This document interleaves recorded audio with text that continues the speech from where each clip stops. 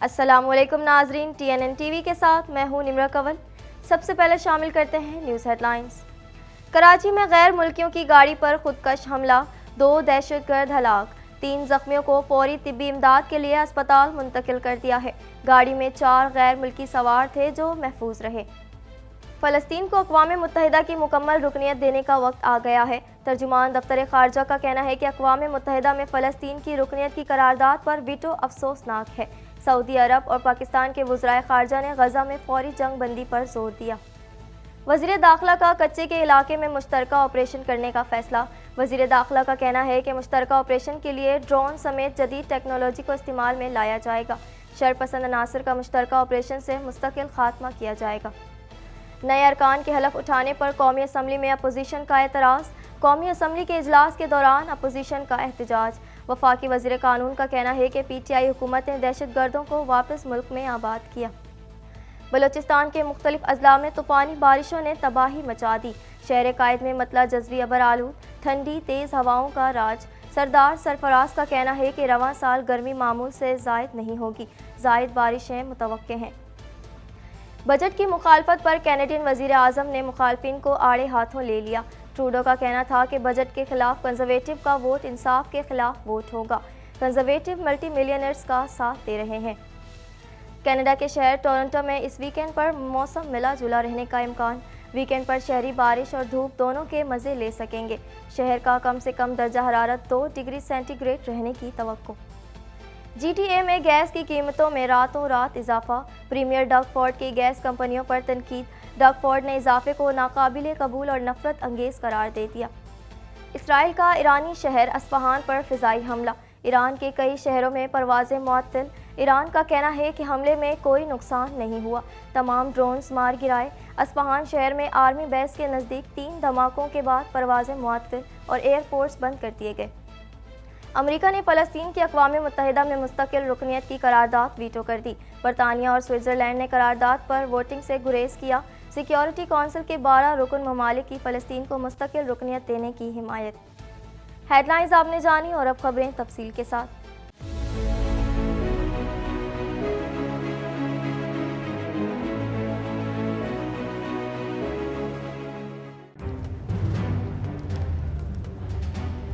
Islamic Finance TV, the only TV channel of the fastest growing Islamic economy in the world and the prime mover of Islamic finance news. Follow us on our social media handles and watch our reports and educational program at www.islamicfinancetv.com. For advertisement, please contact us at islamicfinancetv@gmail.com.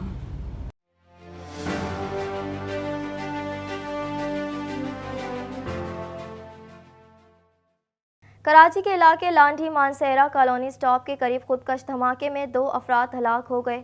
Police کے مطابق خودکش دھماکے اور firing سے ہلاک دونوں افراد حملہ آور تھے۔ مزید جانیں گے اس رپورٹ میں۔ کراچی کے علاقے لانڈھی مانسہرہ کالونی سٹاپ کے قریب خودکش دھماکے میں 2 افراد ہلاک ہو گئے۔ پولیس کے مطابق خودکش دھماکے اور فائرنگ سے ہلاک دونوں افراد حملہ آور تھے۔ ریسکیو ذرائع کا کہنا ہے کہ لانڈھی مانسہرہ کالونی سٹاپ کے قریب خودکش حملہ آور نے خود کو گاڑی کے قریب دھماکے سے اڑایا۔ دہشت گردی کے واقعے کے بعد جائے وقوع سے ہلاک اور زخمیوں کو فوری طبی امداد کے لیے جناح اسپتال منتقل کر دیا گیا۔ دھماکے کے وقت فائرنگ بھی ہوئی جس میں 2 سیکیورٹی گارڈز بھی زخمی ہوئے ہیں۔ ہلاک ہونے والوں کی شناخت نہ ہو سکی، تاہم دونوں کی عمر 30 اور 35 سال کے لگ بھگ بتائی جاتی ہے، جبکہ زخمی ہونے والوں میں نور محمد ولد محمد صدیق عمر 45 سال اور لنگر خان ولد ساون خان عمر 45 سال شدید زخمی ہیں۔ پولیس اور سیکیورٹی اداروں نے جائے وقوع کو گھیرے میں لے کر سرچ آپریشن شروع کر دیا ہے۔ پولیس کی جانب سے ابتدائی معلومات کے مطابق دھماکے میں جاپانی شہریوں کی گاڑی ہائیس کو نشانہ بنایا گیا جس پر 4 غیر ملکی سوار تھے جو محفوظ رہے۔ پولیس حکام کا کہنا ہے کہ مارے جانے والے دونوں افراد حملہ آور تھے۔ DIG ایسٹ اصفر مہیسر نے جائے حادثہ کا دورہ کرتے ہوئے بتایا کہ خودکش دھماکے میں 2 حملہ آور ہلاک ہوئے جبکہ ایک ساتھی موقع سے فرار ہو گیا۔ اصفر مہیسر نے بتایا کہ غیر ملکی ایکسپورٹ پروسیسنگ زون جا رہے تھے جب ان کی گاڑی کو نشانہ بنایا گیا۔ دھماکے سے ایک گاڑی اور موٹر سائیکل کو بھی نقصان پہنچا۔ دوسری جانب وزیر اعلیٰ سندھ سید مراد علی شاہ نے مانسہرہ کالونی میں غیر ملکیوں کی گاڑی پر حملے کی رپورٹ طلب کر لی ہے۔ وزیر اعلیٰ کو دی گئی ابتدائی رپورٹ میں بتایا گیا ہے کہ پولیس کی بروقت کارروائی سے غیر ملکی محفوظ رہے، ان کا ایک گارڈ زخمی ہوا ہے۔ وزیر اعلیٰ سندھ نے IG کو واقعے کی تحقیقات کر کے رپورٹ دینے کی ہدایت کر دی۔ پاکستان نے کہا کہ اقوام متحدہ میں فلسطین کی رکنیت کی قرارداد کو امریکہ کی جانب سے ویٹو کرنے پر افسوس ہے۔ ہم مسائل کا پرامن حل چاہتے ہیں، ہم غزہ میں سیز فائر چاہتے ہیں۔ مزید جانیں گے اس رپورٹ میں۔ پاکستان نے کہا کہ اقوام متحدہ میں فلسطین کی رکنیت کی قرارداد کو امریکہ کی جانب سے ویٹو کرنے پر افسوس ہے۔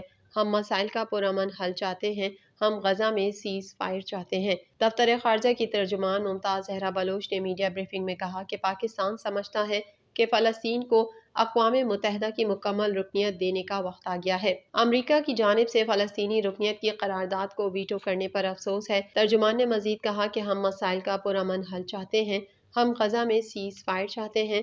مسئلہ فلسطین پر پاکستان نے فعال کردار ادا کیا ہے۔ غزہ اور فلسطین کی صورتحال انتہائی گھمبیر ہے۔ فلسطین میں ہونے والی تباہی کی اس سے پہلے کوئی مثال نہیں ملتی۔ انہوں نے کہا کہ غزہ میں نہتے فلسطینیوں پر اسرائیلی بربریت کی مذمت کرتے ہیں، مسئلہ کشمیر کے حل تک حمایت جاری رکھیں گے۔ ترجمان کا مزید کہنا تھا کہ 75 سالوں سے ظلم و جبر کا شکار فلسطین کو اقوام متحدہ کی رکنیت دینا ان کے حق خود ارادیت کی تصدیق ہوگی اور تاریخی انصاف ہوگا۔ فلسطینی عوام کا حق ہے کہ وہ 4 جون 1967 کی جغرافیائی حدود کے مطابق خود مختار اور آزاد ملک میں رہیں، جس کا دارالحکومت القدس شریف ہو۔ دفتر خارجہ کی ترجمان نے کہا سعودی عرب کے وزیر خارجہ شہزادہ فیصل بن فرحان کی قیادت میں سعودی وزراء کے وفد نے اسلام آباد کا دورہ کیا۔ پاکستان اور سعودی عرب کے وزرائے خارجہ نے عالمی اور علاقائی مسائل کے بارے میں بات چیت کی۔ دونوں وزراء نے علاقے میں بڑھتے ہوئے عدم استحکام کے بارے میں مشترکہ خیالات کا اظہار کیا اور غزہ میں فوری جنگ بندی اور انسانی امداد کی رسائی کے لیے راستے کھولنے پر زور دیا۔ وزیر داخلہ نے کہا ہے کہ کچے کے علاقے سے شر پسند عناصر کا مشترکہ آپریشن سے مستقل خاتمہ کیا جائے گا۔ مشترکہ آپریشن کے لیے ڈرون سمیت جدید ٹیکنالوجی کو استعمال میں لایا جائے گا۔ مزید تفصیلات اس رپورٹ میں۔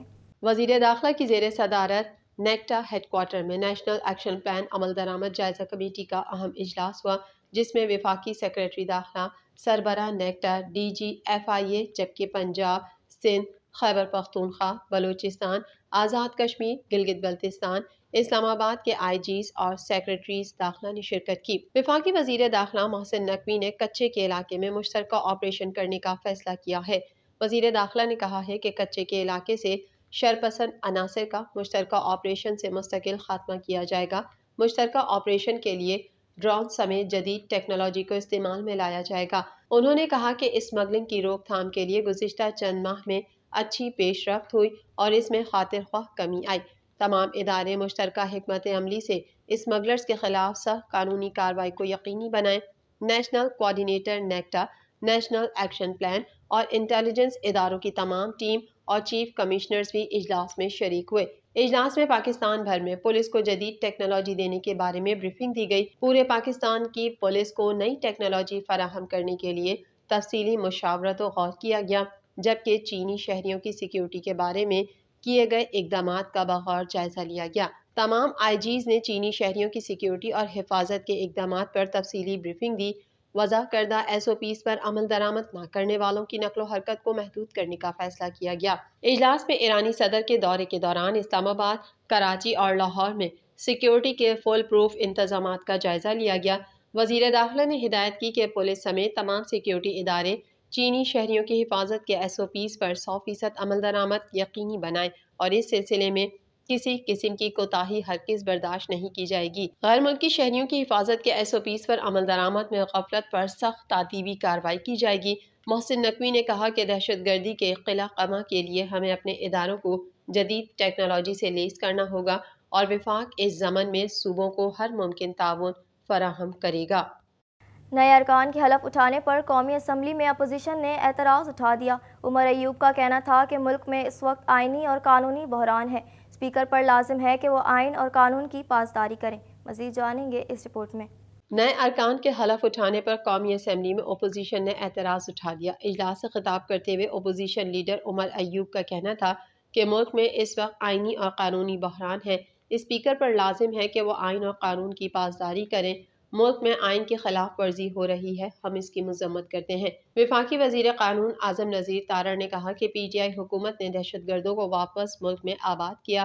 قومی اسمبلی کا اجلاس اسپیکر سردار ایاز صادق کی زیر صدارت ہوا، جس میں جمال رئیسانی کی جانب سے توجہ دلاؤ نوٹس پر بات کرتے ہوئے وفاقی وزیر قانون نے کہا کہ بلوچستان حکومت نوشکی واقعے میں ملوث دہشت گردوں کو سزا دینے کے لیے اقدامات کر رہی ہے۔ کشمیر میں سندھ پولیس امن و امان کی صورتحال برقرار رکھنے کے لیے کام کر رہی ہے۔ وفاقی حکومت ان دنوں علاقوں کے مسائل کے حل کے لیے ہر ممکن تعاون فراہم کرے گی۔ وفاقی وزیر قانون کا کہنا تھا کہ 4 دہائیوں سے پاکستان دہشت گردوں کے نشانے پر ہے۔ پی ٹی آئی حکومت نے دہشت گردوں کو واپس ملک میں آباد کیا۔ رکن اسمبلی علی جان مزاری نے کہا کہ کشمیر میں امن و امان کی صورتحال پر قومی سطح کی پالیسی بننی چاہیے، جس پر وفاقی وزیر قانون نے کہا کہ صوبائی حکومت کو وزارت داخلہ ہر قسم کی معاونت فراہم کرے گی۔ اعظم نذیر تارڑ کا کہنا تھا کہ افغانستان کسی دوسرے ملک کے ساتھ کیسا تعلق رکھنا چاہتا ہے وہ اس کا اپنا معاملہ ہے۔ وفاقی وزیر اطلاعات عطا تارڑ نے کہا کہ کل صدر کی تقریر کے دوران جو ہوا، غیر ملکی سفارتکار یہاں موجود تھے اور ان کے سامنے باجے بجائے گئے۔ ان کی تقریر کے دوران اپوزیشن اراکین نے شدید احتجاج کرتے ہوئے نعرے بازی شروع کر دی۔ وفاقی وزیر کا کہنا تھا اگر مخالفین نے تنقید کرنی ہے تو مجھ پر، میری جماعت پر کریں، مگر پاکستان پر تنقید کی اجازت نہیں دی جائے گی۔ پہلے بھی انہوں نے امریکی سازش کا کہا اور پھر اسی بیان پر انہوں نے یو ٹرن لیا اور ان کے لیڈر کا بھی وتیرہ رہا ہے کہ خارجہ پالیسی پر کھیلنا ہے۔ دریں اثنا قومی اسمبلی کے اجلاس میں 2 نو منتخب ارکان سنی اتحاد کونسل کے پیر ظہور حسین قریشی اور صدف احسان نے حلف اٹھایا۔ صدف احسان کے حلف اٹھانے پر جے یو آئی کے ارکان نے احتجاج کرتے ہوئے کہا کہ جے یو آئی نے صدف احسان کے نام پر اعتراض کیا تھا۔ صدف احسان کا نام مخصوص نشست کے لیے جے یو آئی نے نہیں دیا تھا۔ اسپیکر ایاز صادق نے جے یو آئی کے ارکان کے جواب دیا کہ میرے پاس الیکشن کمیشن کا نوٹیفیکیشن ہے، اس پر معزز خاتون رکن سے حلف لے رہا ہوں۔ بعد ازاں اسپیکر قومی اسمبلی نے جمشید دستی اور اقبال احمد خان کی باقی ماندہ سیشن کے لیے حاضری معطل کر دی۔ اسپیکر قومی اسمبلی نے کہا صدر کے خطاب کے دوران جمشید دستی اور محمد اقبال نے غیر پارلیمانی زبان کا استعمال کیا۔ وہ دھمکی آمیز طریقے سے اسپیکر ڈائس کی طرف آئے اور باجے بجائے، جسے کبھی بھی ایوان میں نہیں بجایا گیا۔ بلوچستان کے مختلف اضلاع میں طوفانی بارشوں نے تباہی مچا دی۔ بارش اور سیلابی ریلوں سے چمن کے مختلف علاقوں میں سیلابی صورتحال ہے۔ مزید تفصیلات اس رپورٹ میں۔ بلوچستان کے مختلف اضلاع میں طوفانی بارشوں نے تباہی مچا دی۔ بارش اور سیلابی ریلوں سے چمن کے مختلف علاقوں میں سیلابی صورتحال ہے۔ شین تالاب کے علاقے میں گاڑی سیلابی ریلے میں بہہ جانے سے 5 افراد جاں بحق جبکہ ایک بچہ لاپتہ ہو گیا۔ نوشکی میں سیلابی ریلے سے پاک ایران ریلوے ٹریک میں شگاف پڑنے سے پاک ایران کے مابین ریلوے رابطہ منقطع ہے۔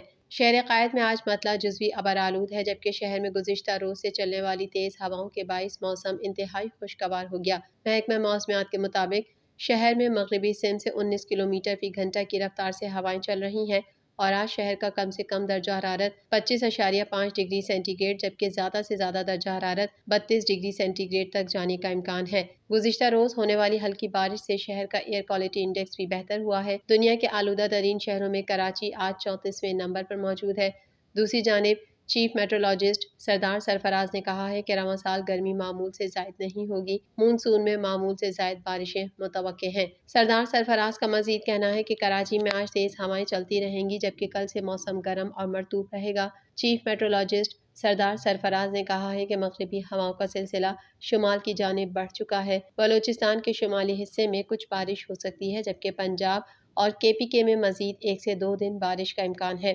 سردار سرفراز نے کہا ہے کہ مالاکنڈ اور ہزارہ ڈویژن سمیت پہاڑی علاقوں میں تیز بارش متوقع ہے جبکہ کراچی، ٹھٹھہ، بدین، تھرپارکر، عمرکوٹ اور سانگھڑ میں آج تیز ہوائیں چلتی رہیں گی اور مطلع جزوی ابرآلود رہنے کا امکان ہے۔ ان کا کہنا ہے کہ ایک اور مغربی ہواؤں کا سلسلہ 25 اپریل کو بلوچستان میں داخل ہونے کا امکان ہے جس سے بلوچستان سمیت بالائی سندھ میں بارش ہو سکتی ہے اور ملک کے بالائی علاقوں پر بھی یہ سسٹم اثر انداز ہو سکتا ہے۔ مزید خبریں بھی بلیٹن کا حصہ ہوں گی مگر اس بریک کے بعد۔